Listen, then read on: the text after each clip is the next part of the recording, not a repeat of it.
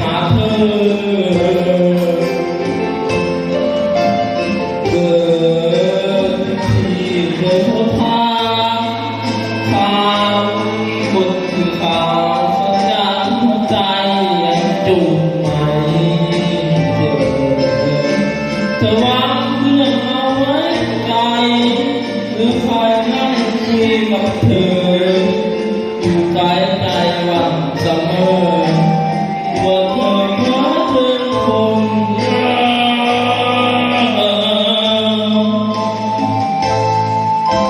คงเหลือแค่ความคิดถึง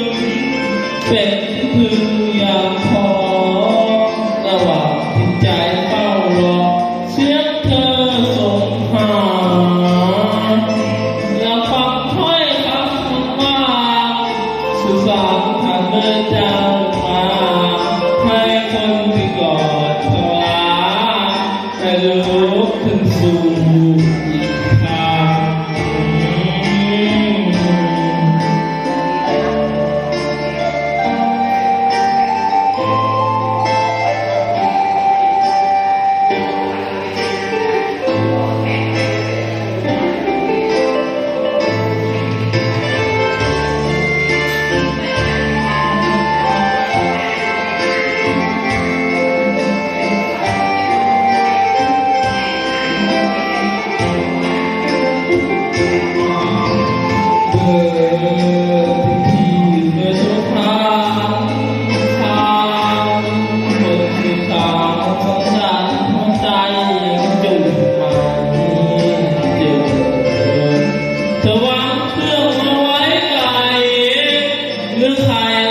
คุยกับเธอ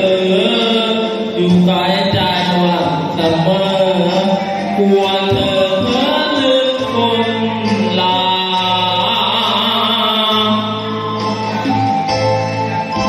คงเหลือแค่ความคิดถึงเป็นพึ่งอย่างพอตลอดที่ใจเฝ้ารอเสียงเธอส่งมา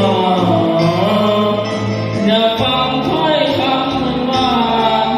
สื่อสารเดินทางมาให้คนที่กอดลาแต่ลุกขึ้นสู่อีกทาง